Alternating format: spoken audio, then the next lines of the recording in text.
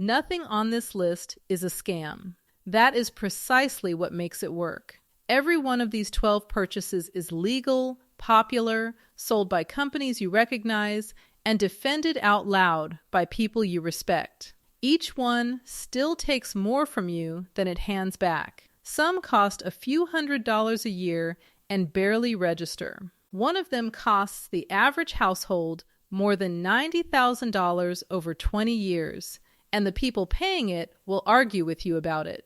12 things worth cutting, and the arguments protecting them. Before we start, one piece of context that makes the rest of this land harder. Bankrate surveyed Americans at the end of 2025 and found that fewer than half say they could cover a $1,000 emergency without borrowing. Only about 3 in 10 would pay it straight from savings. Those same households are, on average, spending hundreds of dollars every month on the items you are about to hear. The gap between those two facts comes down to a series of small, reasonable-sounding decisions that nobody ever adds up.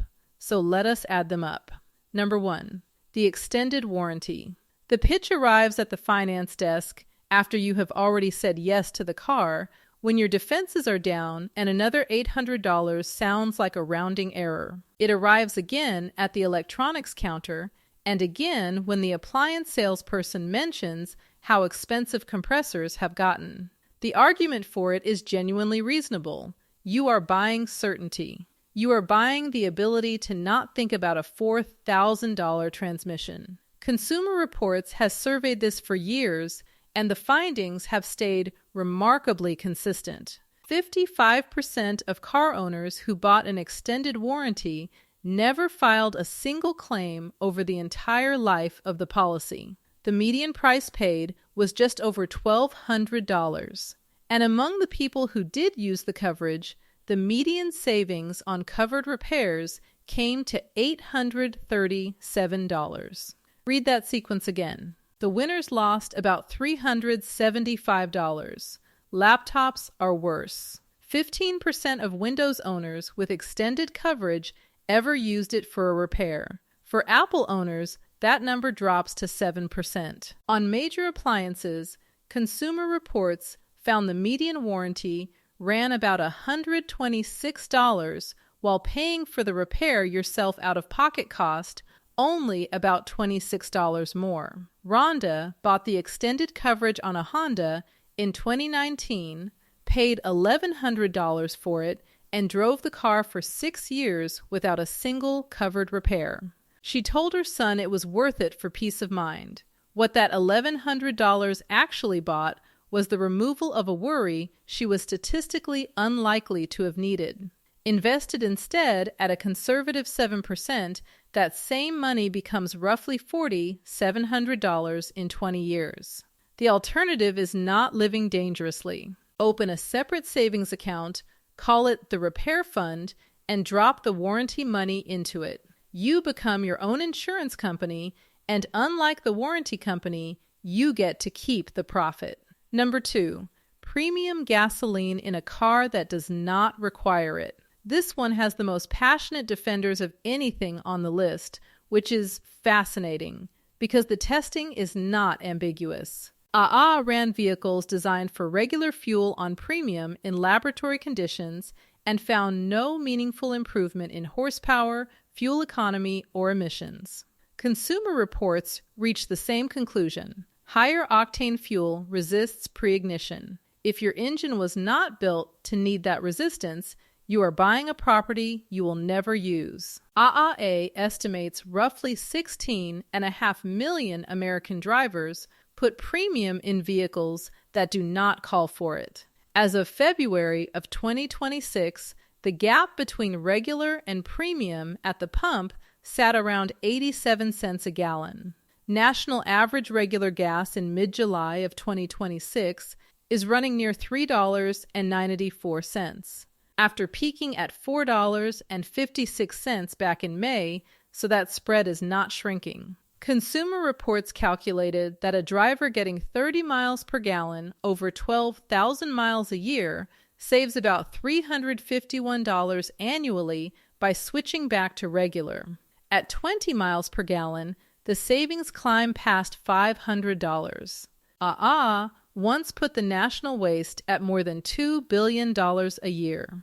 $351 a year sounds like a rounding error, and that is the trap. Invested steadily at 7% over 25 years, it becomes just under $24,000. Your owner's manual settles this in one sentence. If it says recommended rather than required, the button you want is the cheap one. Number 3, the food delivery habit. LendingTree ran the study that ends this debate.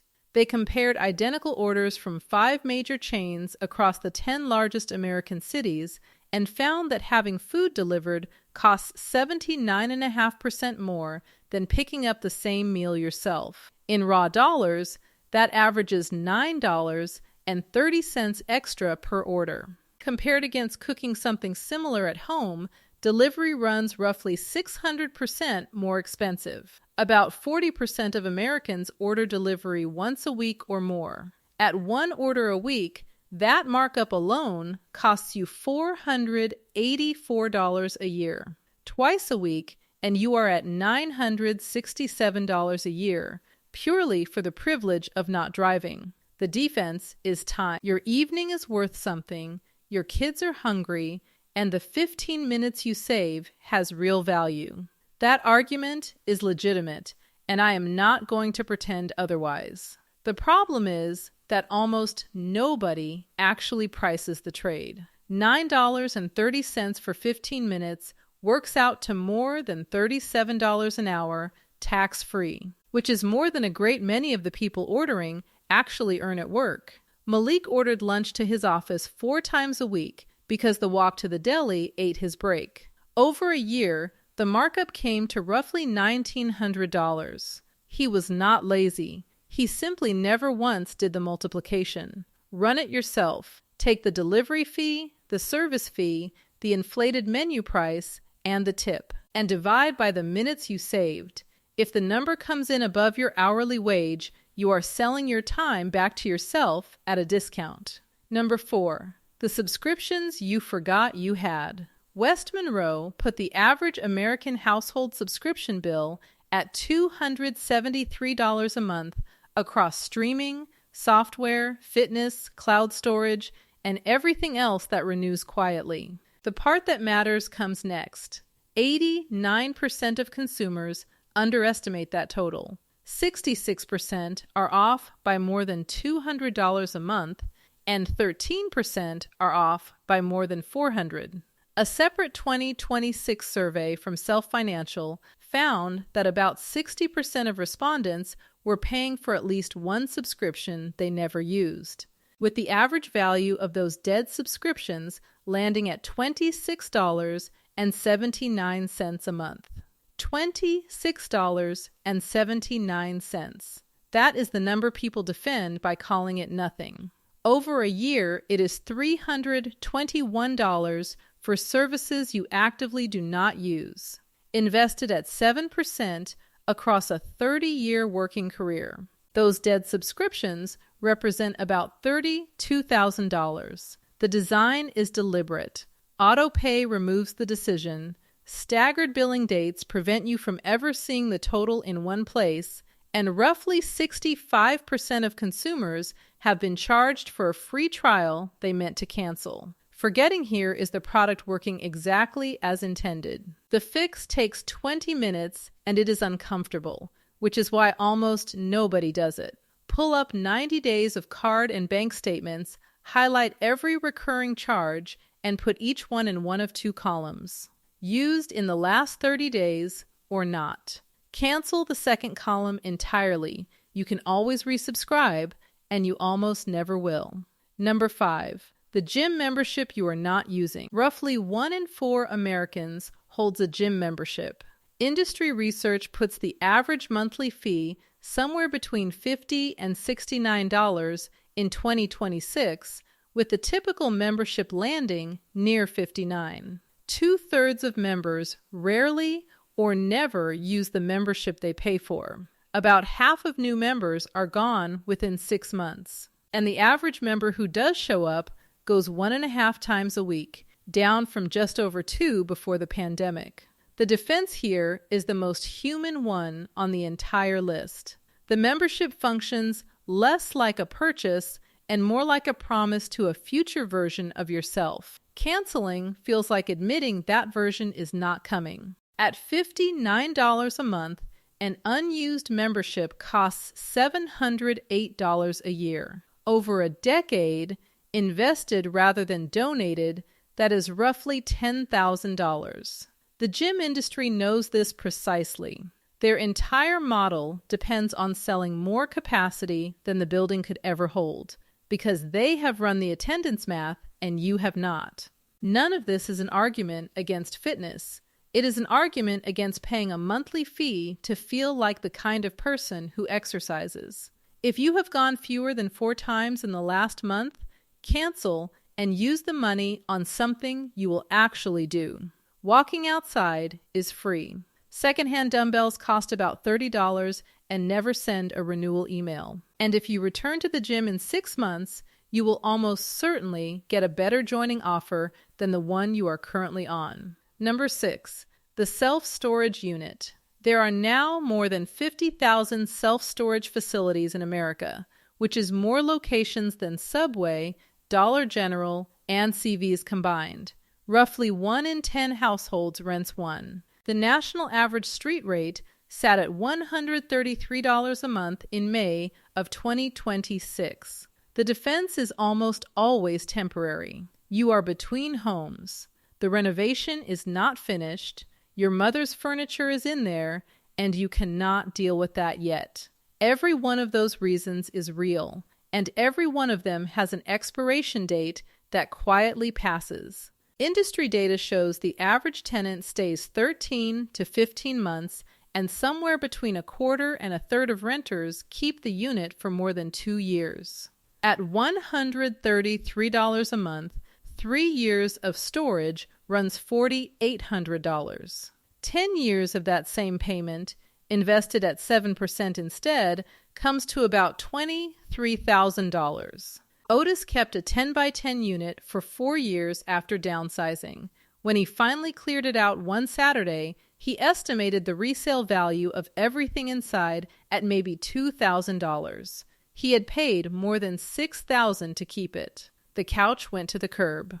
One question settles it. Would you buy every single item in that unit again today, at today's prices, knowing what storing it costs? For a genuine short-term transition, storage is a sensible tool. For year 3 of storing furniture you will never use in a home you do not have yet, you are renting an apartment for objects, and the objects are not paying rent back. Number 7, lottery tickets. Americans spent $104.7 billion on lottery tickets in 2024, according to Census Bureau data. A record, working out to roughly $321 per person in states that run a lottery. In Massachusetts, per capita spending reached about $915 a year. No state lottery pays out more in prizes than players put in. That is the entire business model, and it is the only investment on this list where the negative return is printed on the product. Powerball jackpot odds sit at 1 in 292 million. Your odds of winning any prize at all run about 1 in 25, and the most common prize is $4. The defense is that it is entertainment, and that defense is actually the strongest one in this video. $2 for a few days of imagining a different life is not irrational. Nobody buys a movie ticket expecting a financial return, but entertainment has a budget, and this one usually does not.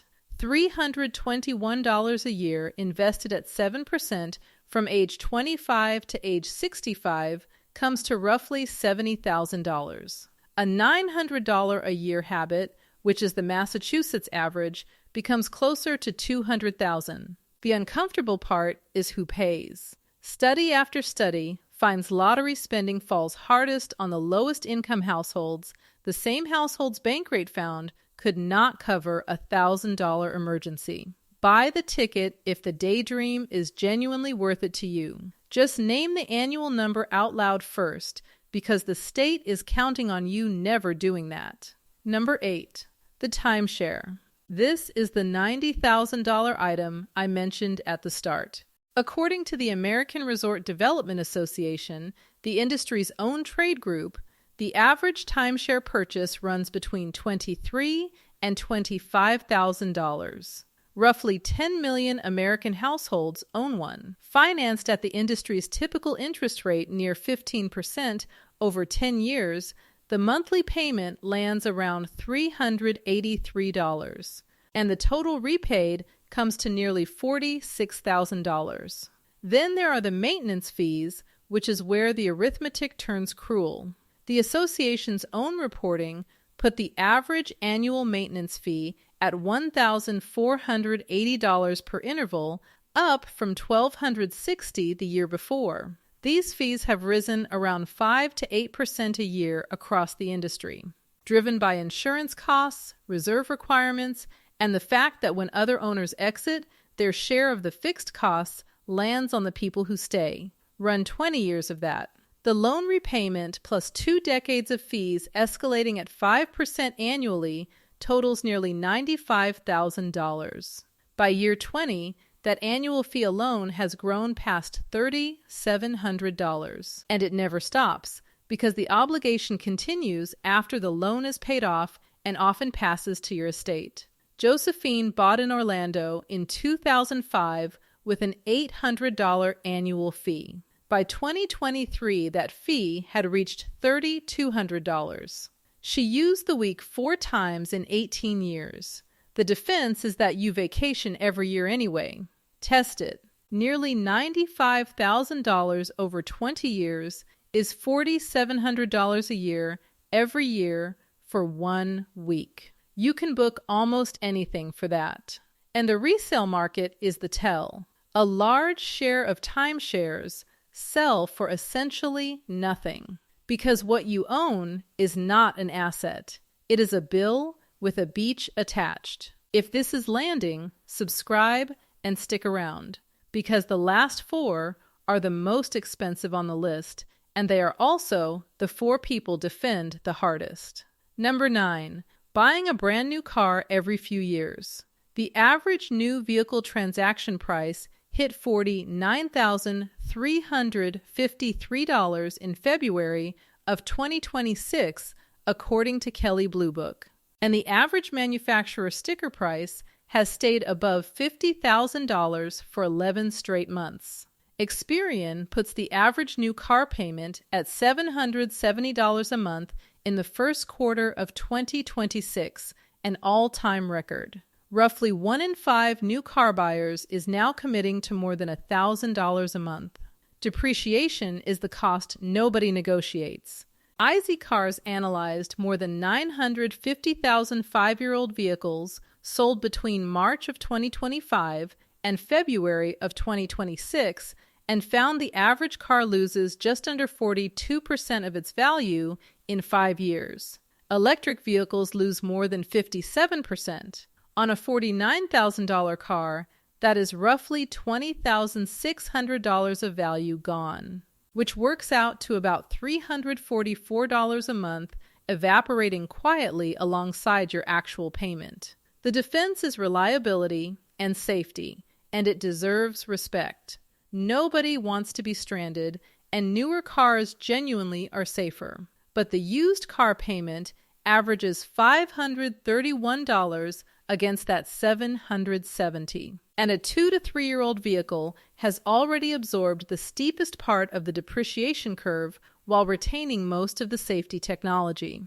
Nolan traded in every 3 years for a decade because he liked the warranty coverage. Across 10 years, he never once owned a car outright, and every trade reset the depreciation clock at its steepest point. That $239 monthly difference between the average new and used payment, invested at 7% over 30 years, comes to more than $290,000.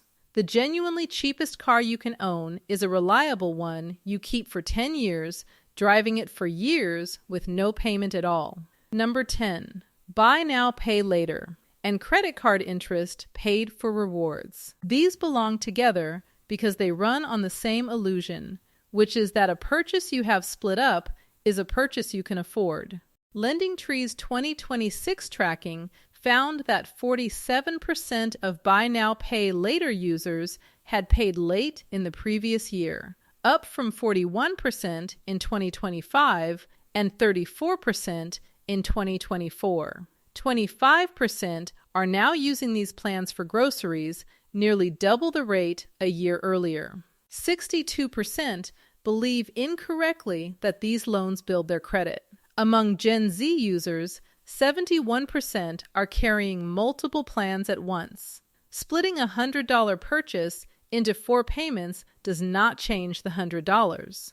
It changes how the $100 feels, and research consistently shows people spend more when the pain of paying is spread out. Financing something you will consume before the final payment clears is the clearest signal in personal finance that the underlying math is broken. Then there is the rewards trap.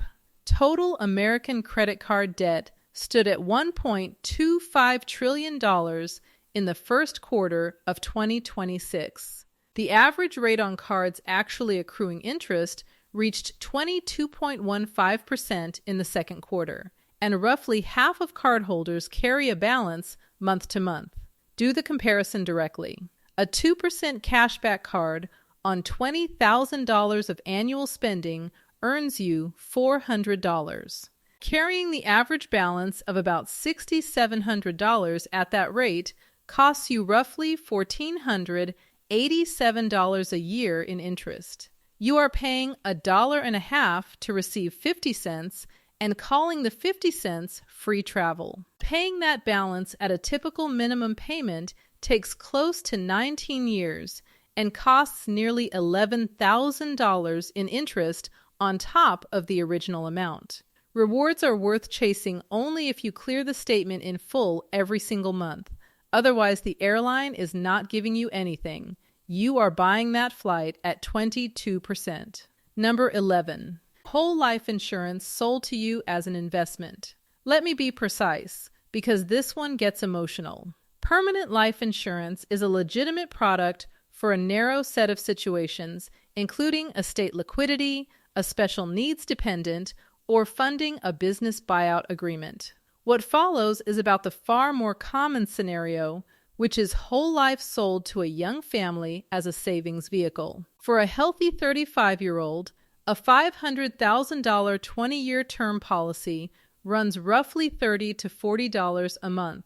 That same coverage in whole life typically costs between $400 and $600. Whole life generally runs 5 to 15 times the price of comparable term coverage for the same death benefit. The justification is the cash value, and this is where the pitch gets slippery. In the first years, cash value is usually near zero because early premiums go to the cost of insurance and to the agent's commission. Once it does build, the internal return typically runs around 3 to 4%. Compare that against a high-yield savings account paying about 4% right now with no commission and no lock-in, and the case gets thin fast. Take the difference. $415 a month, which is roughly the gap between term and whole life at that age, invested at 7% over 30 years, grows to more than $500,000. Meanwhile, the whole life policyholder has paid about $162,000 in premiums, and in a standard policy, the beneficiaries receive the death benefit while the cash value goes back to the insurer. Beatrice was sold a whole life policy at 27 by a family friend who genuinely believed he was helping her. 9 years in, her cash value was less than half of what she had paid in. Buy term for the years your family needs protection. Invest the difference somewhere you can see the fee. Number 12. The 1% fee you have never once thought about. This is the most expensive item on the list, and almost nobody defends it, because almost nobody knows they are paying it. S&P Dow Jones publishes the SPIVA scorecard, which tracks active fund managers against the index they are trying to beat. In their year-end 2025 report, 79% of actively managed large-cap American equity funds underperformed the S&P 500, the fourth worst showing in the scorecard's 25-year history. Stretched to 15 years, and there was not a single American equity category where a majority of active managers beat their benchmark. Not one. You are frequently paying extra for that underperformance. A typical actively managed fund charges several times what a broad index fund charges, and a traditional advisor commonly takes 1% of everything you have every single year, in good markets and bad. 1% sounds humane. Run it forward. $600 a month, invested over 35 years at 7%, grows to about $1,080,000.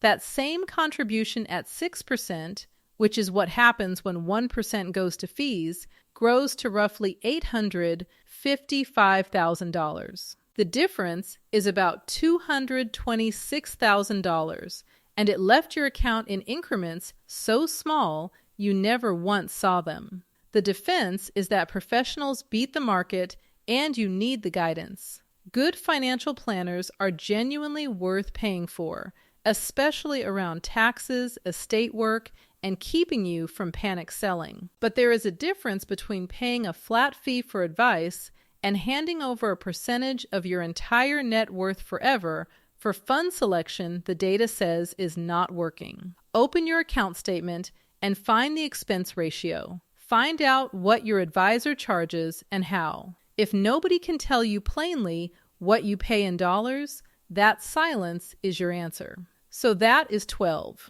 The extended warranty, the premium gas, the delivery markup, the dead subscriptions, the unused gym, the storage unit, the lottery habit, the timeshare, the perpetual new car, the split payments and rewards interest, the whole life policy, and the invisible 1%.